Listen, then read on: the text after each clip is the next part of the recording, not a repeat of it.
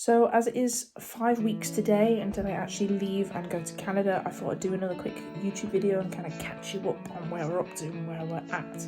Because since the last video, lots of things have happened. It's all happened quite quickly in succession. My visa has been completely approved, which is fantastic news. It was actually approved for my birthday, which was ridiculous. So, full story, I was out in Spain visiting my mum. She lives out there, and we had an issue with my visa. So it was, in my eyes, it was all submitted. They contacted me on the 30th of March and said, hey, this is all cool, but there's a problem with your passport, we can't read it, or they had trouble interpreting it or something. So I was like, oh my god, what a faff. So luckily my mum had a scanner, so we were able to really easily scan my passport I had with me and get that uploaded. So we re-uploaded it and sort of resubmitted everything on the morning of my birthday, on the 31st of March at about 11 o'clock. And then my mum went out to do some chores and stuff in town. I was left in the house on my own, chilling out. I got some emails from the Canada immigration people, and I was like, oh my god, what do they want now?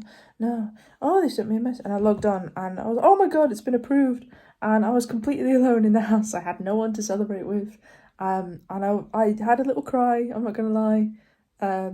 Just out of relief more than anything else that it was done, and because it had been such a stress with trying to do it on the ship with the Wi-Fi and all the faff I had with everything, that it was approved and I was actually going to go was a huge relief. And I was like, thanks, that's a big load off my mind that now exists, and I have the paperwork to go forward from that.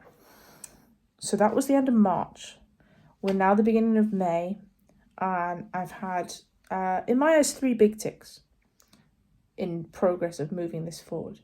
So the first big tick is that I booked my flight because I felt like I needed a date to aim for. I needed a date to tell my fiancé John and his family when I was coming. We needed to get things sorted. I need something to aim for. So it's 5 weeks from today. I had several meltdowns trying to find the right flight, because obviously we want it to be cheap, but we don't want it to be stupid. So there's I'm sure if you look on Skyscanner, there's hundreds of flights that take you to Canada from the UK, but they take 23 hours and you have to make 4 changes and stop over in Lisbon for 14 hours and all sorts of weird and wonderful connections. And I figured one would be as good as we're going to get. So I spent a long time to-ing and fro-ing from Skyscanner. I'd look at Skyscanner for a bit. I'd maybe go to Aer Lingus, the Irish airline, look at their site, move over to this airline, look to Air Canada very briefly because they're super expensive. Air Transat was a big contender because they do direct flights from Manchester, and also from Glasgow and from London Gatwick. So that was a big shout, but there were other flights that were cheaper, even though they weren't direct. So I ended up looking at one of these non-direct flights. For a short time, I was thinking about maybe doing a self-transfer as well, where I'd go somewhere, take my bags myself, recheck them through the system. So it's basically 2 separate flights. But that seemed more faff than it was worth for this other flight that I found. So what I've done is booked a flight from Manchester, which is great, which is the closest airport to me. It's about 20 minutes drive away, which is great. It's not at a stupid time. It's a reasonable time in the afternoon, so I'm not even there super early, which is fantastic. And I'm going to fly from Manchester up to Keflavik in Iceland. I've never been to Iceland before. Both these flights are with Icelandair, by the way, who I'd heard good things about, and then I read some of the TripAdvisor reviews, which was a terrible idea because they just slated them completely. But as we all know, it is much easier to complain than it is to congratulate. So everyone I've heard from physically has said Icelandair are really good, and all these people on TripAdvisor are clearly angry keyboard warriors. So we're going to Keflavik in Iceland. I've got about 2 hours 15 there on a layover, which is great.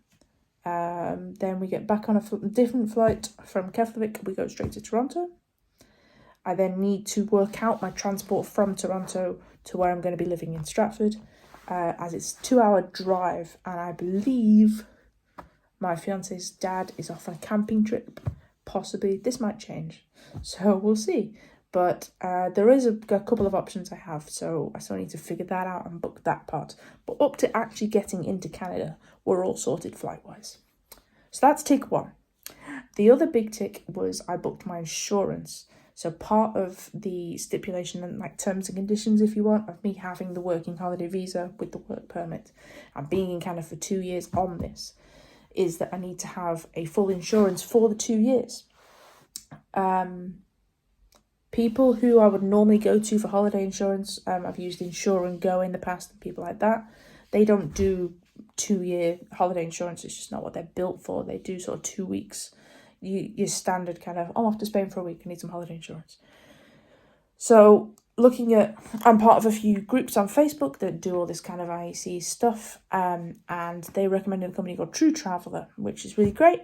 And for 2 years, it's like £600, which sounds expensive, but when you think you're covered fully for medical and any kind of worst case scenarios, and I've added baggage on with the 600. So when you think about it, if you think about like car insurance, in my eyes, car insurance can be about that a year sometimes more.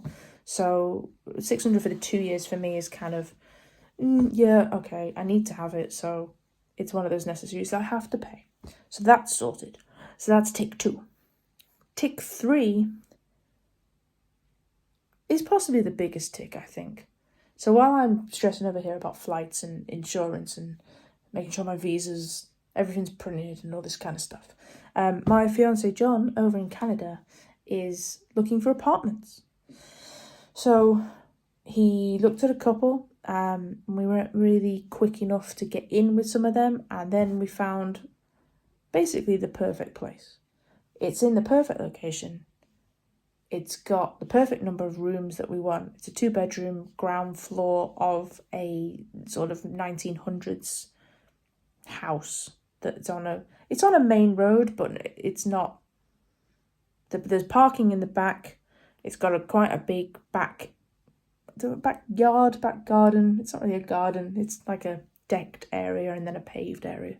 I wouldn't call that a garden anyway, but a back area, because that makes sense.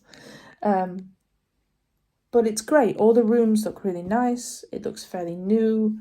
The people who live actually in the upstairs flat work in the theatre in the town, which is perfect, 'cause that's where we want to work.